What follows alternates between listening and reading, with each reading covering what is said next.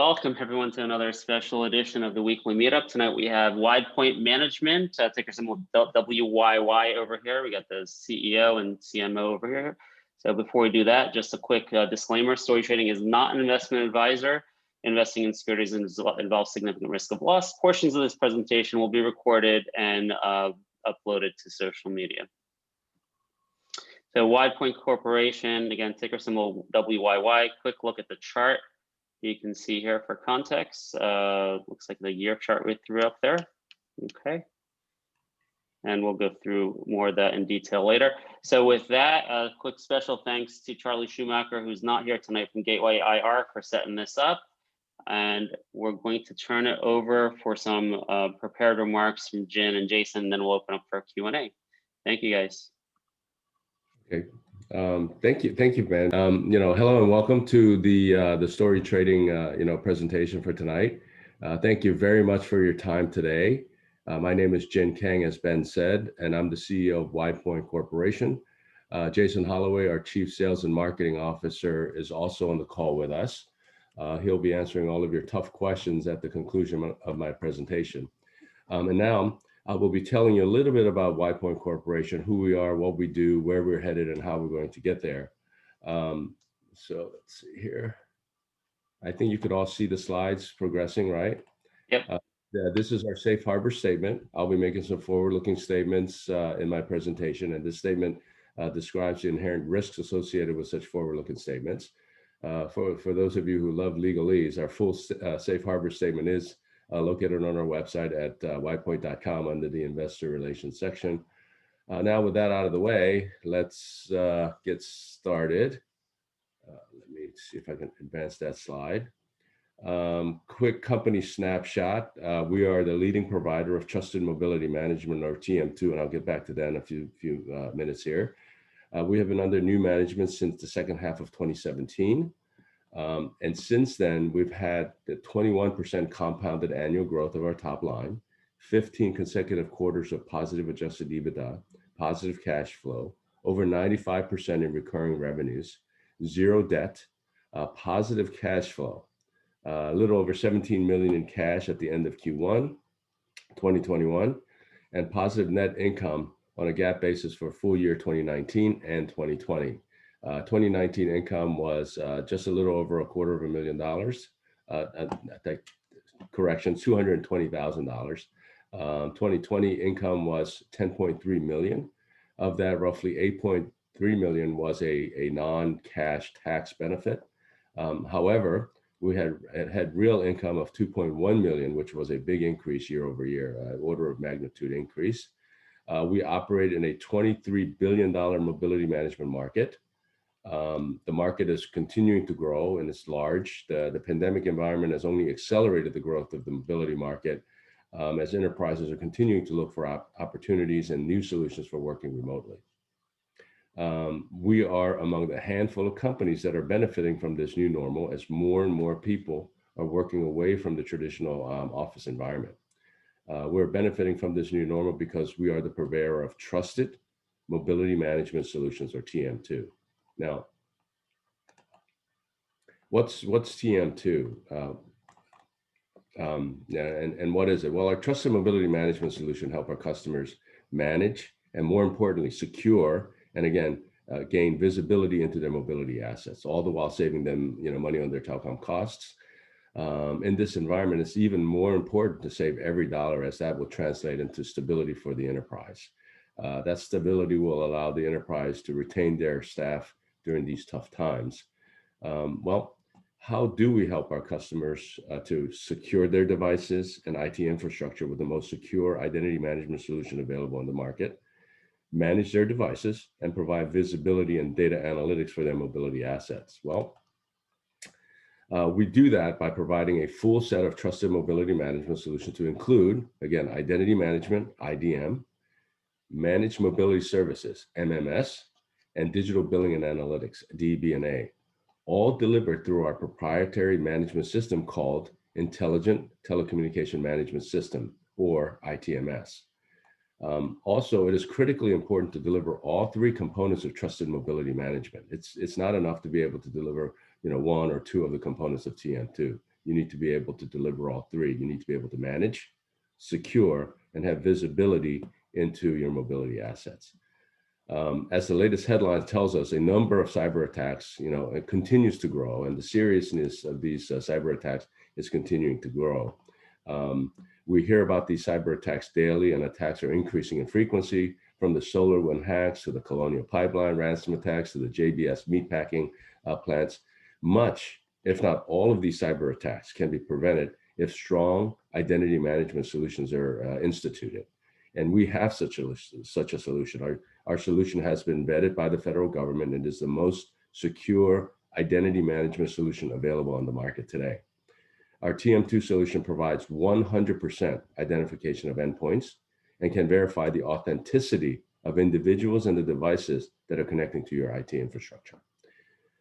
By doing so, you can prevent unauthorized access, unauthorized devices, and individuals from hacking into your IT infrastructure, like what happened in the Colonial Pipeline, like what happened with the JBS meatpacking. Again, strong identity management provides the full line of defense for your critical IT infrastructure. It is more critical now than ever to secure your endpoints. With the ongoing pandemic, more and more enterprises are implementing remote working policies. And of course, working from off-site locations will increase the number of endpoints that will be accessing critical infrastructure from various sites remotely. This will increase the attack surface of these systems and to your enterprise. You secure your endpoints and you can prevent most, if not all, cyber intrusions. We have a solution for that, and it's been approved by the federal government. It's implemented by the federal government, and the SolarWinds issue is a different cyber incident. And if you want to talk a little bit more at the conclusion of my presentation, we'll be happy to discuss that. Now, as the new presidential administration places renewed emphasis on cybersecurity, WidePoint, we stand to benefit from those changes. The new executive order and new streamlining activities will provide macro tailwinds for us as we go forward into 2021 and 2022. And of course, our TM2 solution is in the right place at the right time, and we have the right solution set. Now, what makes us unique, and why do customers choose us, and why we're thriving while other companies are suffering during this pandemic? The reason that we are doing well in this pandemic is that we work for large, stable enterprises, both public and private sectors. We manage more devices for the federal government than anyone else. And the federal government is not going out of business anytime soon. On the contrary, their budget is continuing to grow, with this new presidential administration growing to battle the growing cybersecurity threats that are out there. Now, why do customers choose us? Well, they choose us because we have all of the information security certifications and accreditations that is required by the federal government. We meet all of the cybersecurity requirements for protecting our customers' data, including the Federal Information Security Act, or FISMA, and the General Data Protection Requirements, or GDPR. Our solutions are flexible and is very scalable. For example, our trusted mobility management solution was used by the Census Bureau for the 2020 decennial census.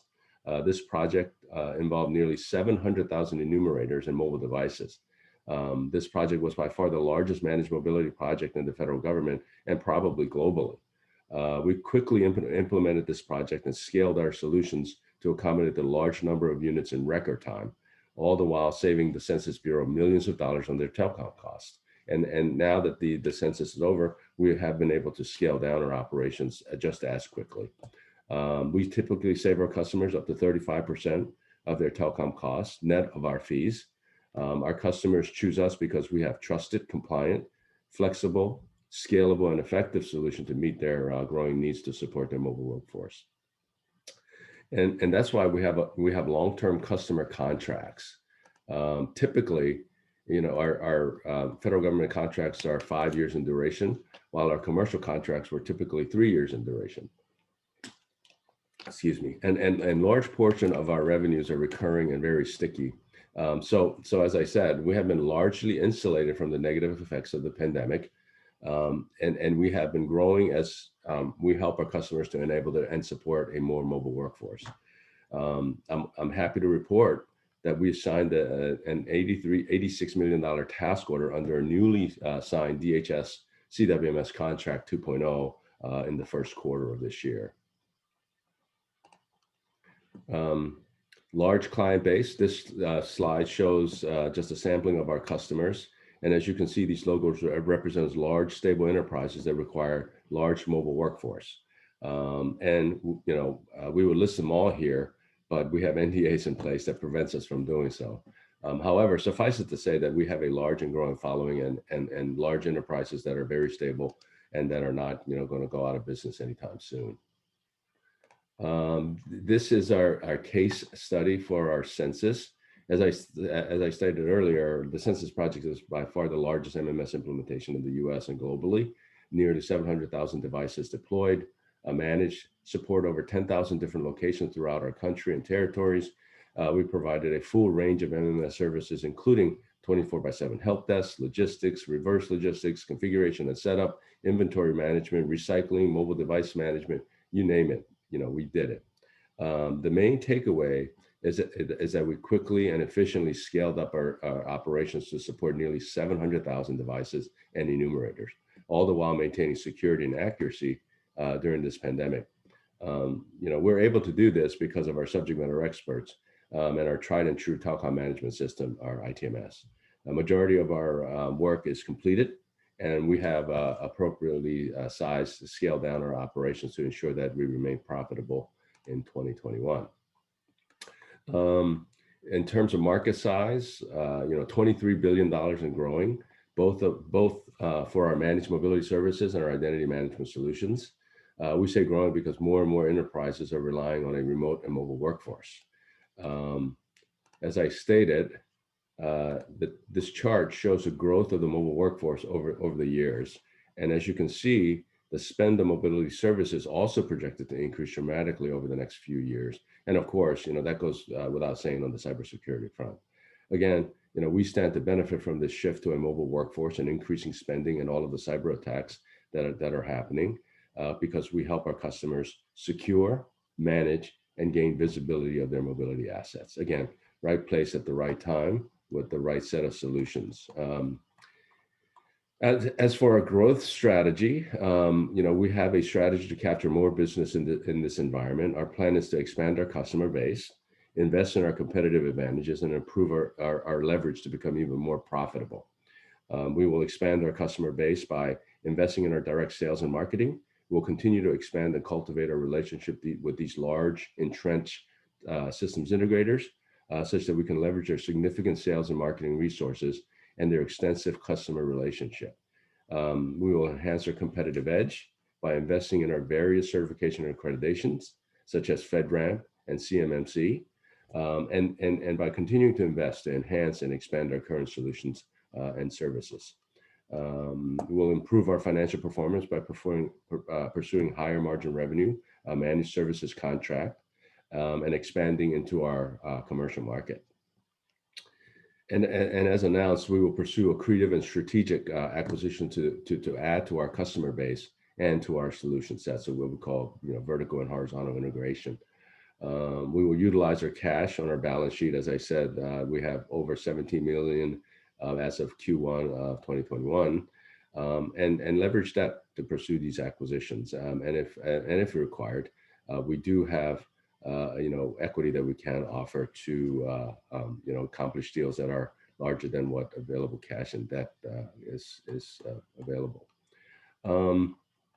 So our strategy for expanding with systems integrators, as I stated earlier, we will expand our relationship with these large entrenched systems integrators.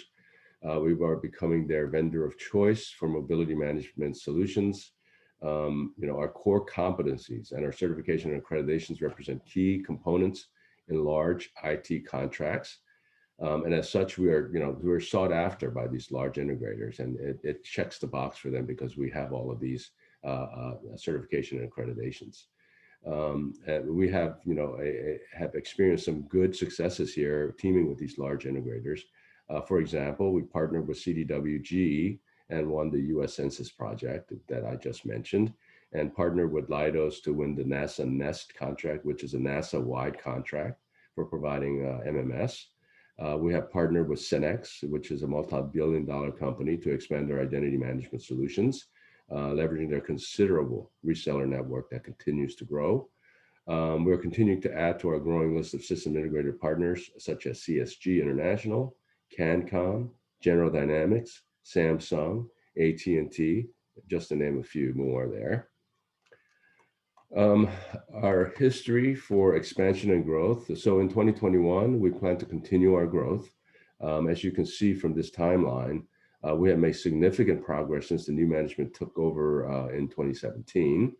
And as we put we put this slide in here to demonstrate the effectiveness of our management team and for future reference. However, I will highlight for you some of the recent accomplishment for 2020. So please turn your attention to the right side of this timeline. Starting with Q3 of 2020, we re-won our CWMS DHS CWMS 2.0 contract. This contract has a value of approximately $500 million, $500 million over the next 5 years if all options are exercised. We actually performed on the predecessor of this contract, and that contract was slated to be a 5-year contract, but ended up being more like 8.5, 9-year contract. We launched our online store for telecom and cybersecurity equipment to help us expand our government and commercial sales. We continue to have success teaming with large systems integrators by signing long-term teaming agreements with the likes of CanCom, Datacom. I can't forget Microsoft, Cinex, and others. And to help grow and expand, we plan to receive our FedRAMP certification. This certification will give us a distinct advantage in cybersecurity over our competitors.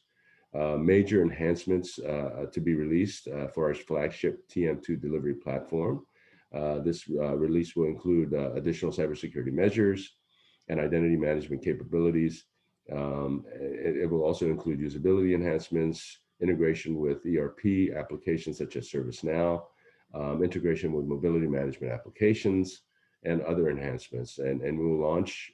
We launched our TM2 Green initiatives. This includes recycling and disposing of devices in a very eco-friendly way. And as you know, the environmental, social, and governance (ESG) initiatives and objectives. This will play very nicely into that effort as more and more enterprises are, heading in that direction. And lastly, execution and integration of our strategic acquisitions. Some financial highlights. Great execution leads to, great financial highlights. As such, since 2017, when the new management team took over, we have experienced 21% compounded annual growth of our top line, rattled off 15 consecutive quarters of positive adjusted EBITDA, ending the last quarter with over 17 million in cash on our balance sheet, double-digit percentage growth of our managed services revenue. This is a higher margin revenues. Net income positive in 2019 for the first time in many, many years. And our net income in 2020 was 10.3, and as I said, 8.2 million in non-cash tax benefits. But our net income the real net income is 2.1 million, which is a huge improvement over 2019. It's an order of magnitude greater. And top it all off with 0 long-term debt. And so we see a very, very bright future for us. Here are some additional details of our financial performance. And as you can see, 2020 was a banner year for us. And as I said, that had a lot to do with our census project. That top line revenue is going away. It's roughly $80 million in census revenue. But if you exclude the census project, you see that our continued growth trend continues through 2021, and we see that trend continuing through 2022 and beyond. Let's see here, some key investment highlights. We have a proven management team. As I said, since 2017, we rattled off 15 consecutive quarters of adjusted EBITDA positive, adding cash to our balance sheet. From when we took over in 2017, we were in danger of insolvency, but since then we've been getting healthier on our balance sheet. The most trusted MMS provider with very sticky recurring revenues. As I said, 95% recurring revenues. And our trusted mobility management solution addresses a $23 billion market and continuing to grow, huge market. And the recent cybersecurity breaches places our solution set in the limelight, so to speak. And so I think we see a very bright future ahead. So with that, Ben, that concludes my presentation. We can start the Q&A. Great. Awesome. Thank you, Jen. Jason, thank you. I guess you may be answering some of those questions. So yeah, I'm going to ask a few questions of my own, and then we'll turn the recording off and just have it open for VIP members who don't want to be on recording. So I'm going to ask some maybe unique questions that you don't get asked often. I'm a little bit of a fun interviewer. So okay. I want to ask about 2017, you said you joined the company, and I'm assuming, I don't know if Jason, he came on then or shortly after, but looking back in these 4 years, can you tell me how things are different than what you expected both ways? You know, what things were harder, bigger challenges, maybe some things that were easier? Just kind of look back 4 years and let us know where you're at now. Yeah, so I'll go first, and then I'll have Jason, tell you how he ended up joining the company. I think his story is a lot more interesting than mine. Okay. I joined WidePoint back in 2008 when I sold the MMS portion of the business that is part of the Trusted Mobility Management solution set. So in 2008, I sold the company to WidePoint. With full intentions of getting this company integrated, and at some point riding off into the sunset. And since then I've stayed on, and I saw that the company was struggling a little bit, and in 2017 the board felt that it was appropriate for change of management, and in 2017 they installed me as the CEO. In terms of where do I see the problems, or do I see it differently? I think the macro tailwinds of the market is moving in our direction. As I said, mobility management, people are moving out into the remote office and remote working environment. All of these cybersecurity intrusions and so forth and so on is providing macro tailwinds for us. I knew that our solution set was the right place at the right time, but now the market is continuing to move towards us, and I think we have all of the elements. We have a fantastic management team, myself and Jason, and then of course we have our CFO, our two division presidents, Softex and WidePoint WidePoint Information Solutions Corp, and so WISC, and so we have a very good management team, and we're executing our strategy, and so. We feel pretty good. We're confident that we're going to do well in this market. So, Jason, you want to introduce yourself and how you ended up coming to our WidePoint group? Sure. It's a little boring, but some people find it hard to believe. I guess it doesn't happen every day. After exiting the Air Force many years ago, I had the luxury of being a CEO of a couple of different companies, and experienced humble success, and actually essentially pseudo-retired in 2013. And shortly after that, I invested into WidePoint. So I was just an individual shareholder investing in the company, believed in the story then in terms of where they were going. And then, quite frankly, started to get a little nervous with how previous executive management was performing and leading the company.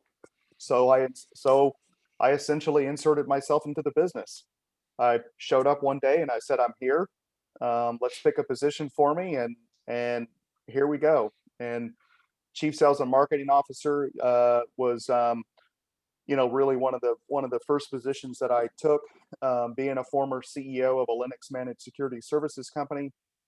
The cybersecurity division of WidePoint made sense, and Jin said, you know what, let's wear some multiple hats. So I became the president of the WidePoint Cybersecurity Solutions Corp, and I still am a fairly large individual shareholder, but now I'm part of the team.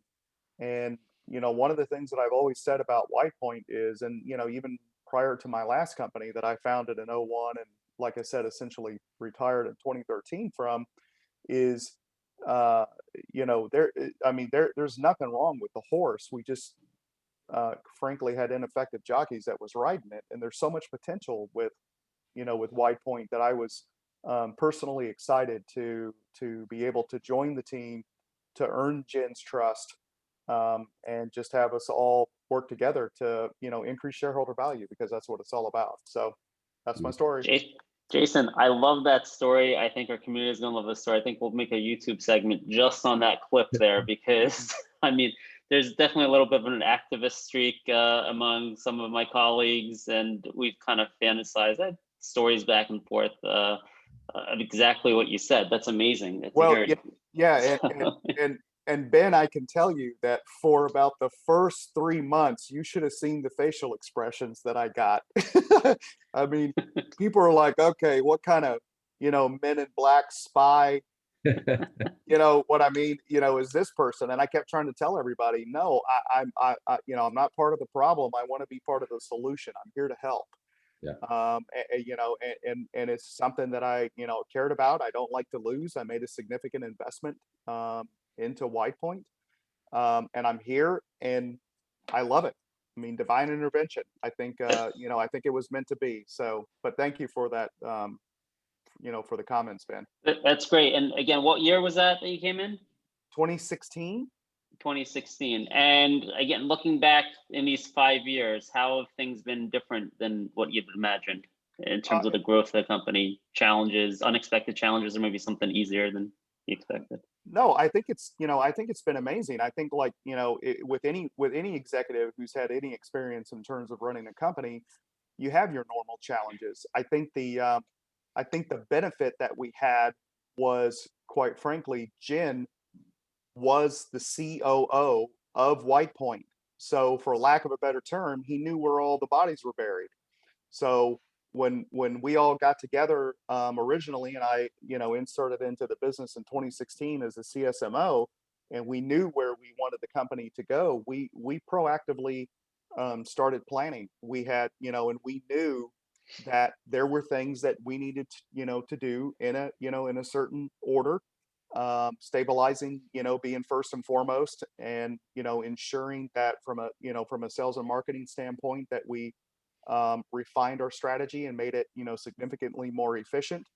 That we established a relationship with the large SIs, started winning large contracts. I mean, there's just been this growth, you know, plan that we implemented in 17, and, you know, truthfully, we've been following it to the letter up until this point, and everything that we've expected. You know, I'm happy to say that, you know, we've either matched in terms of what we expected, or in some cases, you know, we exceeded it. So it's, you know, so far so good. We're on a fun ride, and you know, with Jen leading and the executive management team in place, I think, you know, I think we're going to do a lot of positive stuff, in my humble opinion. But being cautious, going back to the forward-looking statement, I don't want to get in trouble saying that you know, I'm not guaranteeing anything, and don't read between the lines. All right, it sounds good. All right, let's move on to a couple other fun questions I have. 2020, 80 million revenue from the census. Right. Can you tell me, if you have the number, bottom line, forget about adjusted EBITDA, I'm talking about cash after taxes, because that's hard to do, right? Have a one-time huge project like that. There's a lot of logistics involved, hiring people, short-term, whatever. Like, at the end of the day, was it profitable for you? I want to know how you managed that, and how much cash actually got added to your balance sheet, or maybe it didn't, you know, once with this whole census project. Yeah, the census project was a very profitable project for us. And the way we were able to accomplish that, we knew that we were going to have to, you know, scale up, and we knew that we need to scale down. And so, you know, the few of the things that we've done, we did right from the start, is that, you know, before we were awarded the contract, we actually had a plan put together as to how we were going to execute. And the way we executed, one of the major portions of that is that, you know, a lot of the logistics and the factory workers that we had to hire to, you know, accessorize the devices, set up the devices, and so forth. All of those, all the labors that were associated with that, we used a temp agency to do that. And so we were able to bring these folks on very quickly, train them up, do all of the things that they needed to do, and then we actually outsourced the whole HR portion with a temp agency.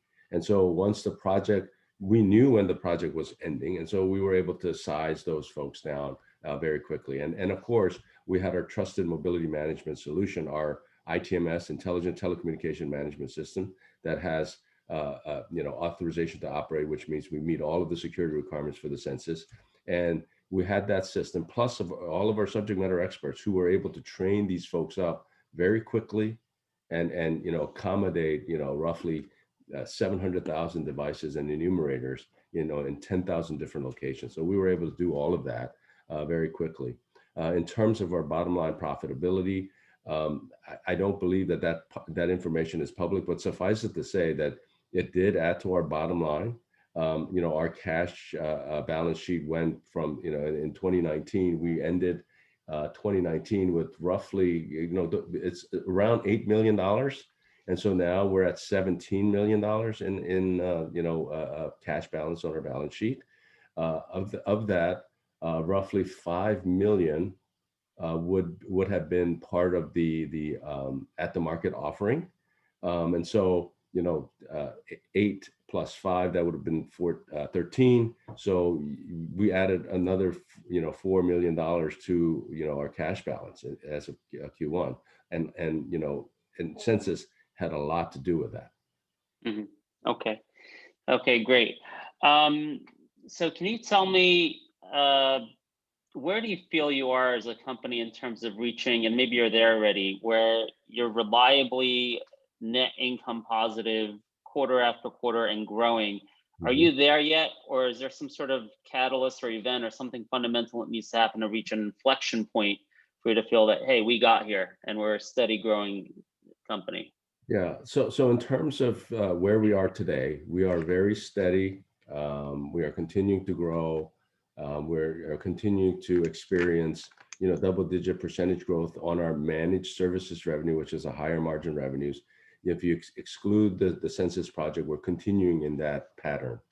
And we see that continuing. We believe in, fiscal responsibility. As I said, when the new management took over in 2017, we were in danger of insolvency. We were running out of cash, bleeding cash. And so we reversed all of that. But we are also looking to do some investment. We're looking at doing some investment in our sales and marketing to, spur on our growth for sales and, capturing additional business and additional customers. So we will be doing that. We will be improving our infrastructure. We will be improving our delivery systems and all of those kinds of things. So, but at the same time, we want to make sure that we do not go back to the pre-2017 where we were bleeding cash. And so we're going to do it smartly. We're going to use cash that's on hand, but we're not going to be using money and spending money like drunken sailors. And so even in our acquisition, we're going to be very careful because we feel that if we do a bad acquisition, it's worse than not doing one. And so we're very careful. We're going to be very measured, and going forward, we're going to continue to invest in things that's going to have a strong return on investment. So we will be very careful. Sure. Can you talk about that ATM a bit? Charlie gave me a heads up that you've been tapping a little bit into ATM. Just how much is left on that? And he said, he told me that you just alluded to it, that the purpose of that is to raise money for some acquisition in the future. Yes. Can you talk about that a little more? Yeah, so we have an ATM that's been filed. As I said, we pulled down roughly about $5 million worth of it. I believe it's a 25 million total, but we put this out there in case that our cash and our debt capabilities wasn't enough to do an acquisition. Maybe the acquisition was a little bit too large to do that, and so we put that in place just in case. But then, when you have situations, we feel that we can go out and opportunistically raise capital and be prepared. We did that a little bit in end of last year, beginning of this year. And the reason why we did that is because we were in serious negotiations with a couple of strategic acquisition targets. We thought that that was going to happen, and we thought that we were going to need the cash to do that. Turns out, when we got into, looking under the covers, looking, doing our due diligence process, the deal fell apart. But, we opportunistically raised capital, and it's on our balance sheet. We're not, going to squander, the cash that we have on our balance sheet. As I said, we were going to be very careful. We want to make sure that we get a very good return on our investment. Okay, great, Jin. My last question. Yeah. What's that? One last thing is that we don't have any intentions at this point to utilize the ATM because we feel that especially now that our stock price, I think it's my personal humble opinion is I think we deserve a higher valuation.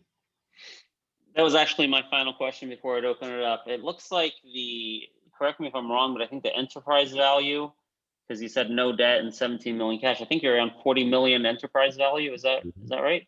Yeah, that's about right. Yes. Okay. So let me actually direct this to Jason first, since he came in as a shareholder. Do you think the stock is fairly valued here? And if it's not, why not? What do you think, based on your conversations with other, potential stakeholders, investment banks, shareholders? What do you think is holding the stock price back from your perspective? Well, being in microcap land, we're already subject to, to a lot of volatility. Number one. Number two, we're dealing with a little bit of past history. As well as past management. I understand that we're many years down the road, but it seems that the shareholder base of WidePoint, like elephants, have a very long memory. There's a lot of longs in the stock, including myself, and I just think that there were so many.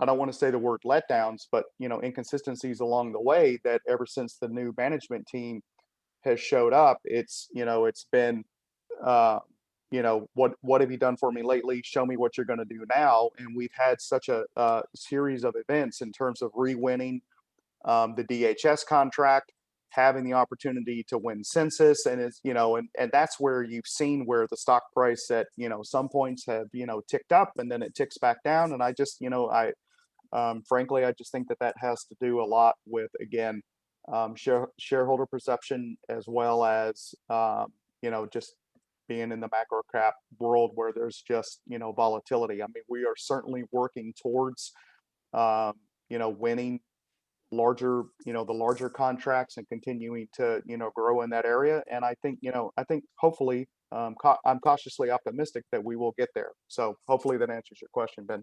Great, thank you, Jason. Jin, did you want to add anything to that?